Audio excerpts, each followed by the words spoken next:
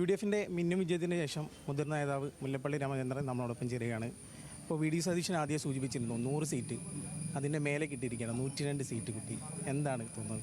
ഞാൻ V D സതീശനെ അഭിനന്ദിക്കാൻ ആഗ്രഹിക്കുന്നു. കാരണം അദ്ദേഹത്തിൻ്റെ ആ ഒരു നിശ്ചയദാർഢ്യം, അത് കിട്ടുമെന്നുള്ള അദ്ദേഹത്തിൻ്റെ ദീർഘദർശിത്വം, അതിനെ എത്ര വാഴ്ത്തിയാലും മതിയാവില്ല. വിജയിക്കുമെന്ന കാര്യത്തിൽ എനിക്ക് സംശയമില്ല. മികച്ച വിജയമായിരിക്കും. ആ കാര്യത്തിലും എനിക്ക് അശേഷം സന്ദേഹമുണ്ടായിരുന്നില്ല. പക്ഷേ ഈ പറയുന്ന രൂപത്തിൽ 100-ൽ മേലെ പോകുമെന്ന് ഞാൻ കരുതിയിരുന്നില്ല. തരംഗമുണ്ടാകുമെന്ന് പ്രതീക്ഷിച്ചില്ല. തരംഗമല്ല, വലിയ വിജയമുണ്ടാകുമെന്ന് എനിക്കറിയാം. പക്ഷേ ഇതുപോലെ സുനാമി ആഞ്ഞടിക്കുമെന്ന് ഞാൻ മനസ്സിലാക്കിയിട്ടില്ല. ഇപ്പോൾ സജീവമായി വരുന്നതാണ് മുഖ്യമന്ത്രി ചർച്ചയാണ്. കോൺഗ്രസിലെ മുഖ്യമന്ത്രി ഹൈക്കമാൻഡാണ് തീരുമാനം എടുക്കേണ്ടത്. എന്നാൽ കൂടി കൂടുതൽ അർഹത വി ഡി സതീശനിലേക്കല്ലേ വരുന്നത്? അങ്ങനെ അർഹത പറയരുത്, അങ്ങനെ പറയുമ്പോൾ മറ്റ് നേതാക്കന്മാരെയൊക്കെ തന്നെ നമ്മൾ ഇടിച്ചു താഴ്ത്തലാണ്. എല്ലാ നേതാക്കന്മാരും അർഹരാണ്, എല്ലാവരും കഴിവുറ്റവരാണ്. അപ്പോൾ അഖിലേന്ത്യാ കോൺഗ്രസ് കമ്മിറ്റിക്ക് ഞാൻ പറഞ്ഞതുപോലെ ഒരു കീഴ്വഴക്കമുണ്ട്. ആ കീഴ്വഴക്കത്തിനനുസരിച്ചാണ് അവർ തീരുമാനമെടുക്കുക. എല്ലാ കാലത്തും ആ പരമ്പരാഗതമായ സമ്പ്രദായത്തിൽ കൂടിയാണല്ലോ മുന്നോട്ട് പോയത്. അപ്പോൾ കോഴിക്കോടായാലും 12 സീറ്റ്, ഇതുവരെ പ്രതീക്ഷിക്കാത്ത അത്രയും സീറ്റുകളാണ് കോഴിക്കോട് തന്നെ കിട്ടിയത്. മികച്ച പ്രവർത്തനമായിരുന്നു പ്രവർത്തകരുടെ ഭാഗത്തുനിന്ന് ഉണ്ടായിട്ടുള്ളത്. ഇതിനെപ്പറ്റി എന്താ പറയുക?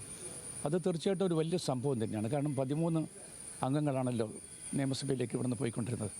ഒരൊറ്റ അംഗം പോലും എത്രയോ വർഷക്കാലമായിട്ട് കോൺഗ്രസ് ഉണ്ടായിട്ടില്ല. ഈ തവണ ഞങ്ങളുടെ സ്ഥാനാർത്ഥികളെല്ലാം വിജയിച്ചു വന്നത് നിസ്സാരമായിട്ട് കാണാൻ സാധ്യമല്ല.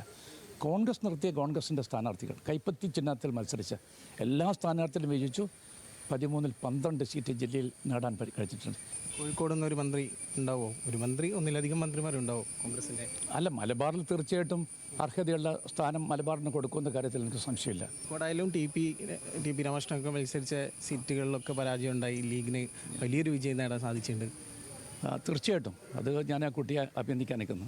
നമ്മുടെ ഫാത്തിമ തഹലിയ വിജയിക്കുമെന്ന് എനിക്കറിയാമായിരുന്നു. കാരണം ഞാൻ തെരഞ്ഞെടുപ്പുമായി ബന്ധപ്പെട്ടുകൊണ്ട് പോയിട്ടുണ്ട്.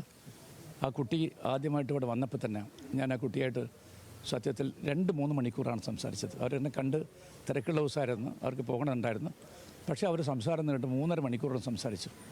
ഞാൻ ആ കുട്ടി പോകുമ്പം തന്നെ ഇവിടുന്ന് പറഞ്ഞിരുന്നു, ഈ കുട്ടി വിജയിക്കും. പ്രവീൺകുമാർ ഇത്തവണ ഒരു മന്ത്രി സ്ഥാനത്തേക്ക് അർഹനല്ലേ? ഇതൊക്കെ കോൺഗ്രസ് ഹൈക്കമാൻഡാണ് കോൺഗ്രസിൻ്റെ കാര്യങ്ങൾ തീരുമാനിക്കുക. കോൺഗ്രസിന് അർഹമായ പരിഗണന ഉണ്ടാകുമെന്ന കാര്യത്തിലും സംശയമില്ല. കോൺഗ്രസിൻ്റെ മാക്സിമം നമ്പർ ഓഫ് മിനിസ്റ്റേഴ്സ് കിട്ടും. കാരണം ഞങ്ങൾക്ക് 63 MLA-മാരുണ്ടല്ലോ ഇത്തവണ. തീർച്ചയായിട്ടും കിട്ടും. മലബാറിന് പരിഗണന ഉണ്ടാകും. ഇത്ര മാത്രമേ ഞാൻ ഇപ്പോഴും പറയുന്നുള്ളൂ. ഓക്കെ, അത് തന്നെയാണ്, മലബാറിൽ പരിഗണനയുണ്ടാകും. മലബാറിൽ നിന്നൊരു മന്ത്രി ഉണ്ടാകുമെന്ന് തന്നെയാണ് മുല്ലപ്പള്ളി രാമചന്ദ്രൻ പറഞ്ഞിരിക്കുന്നത്.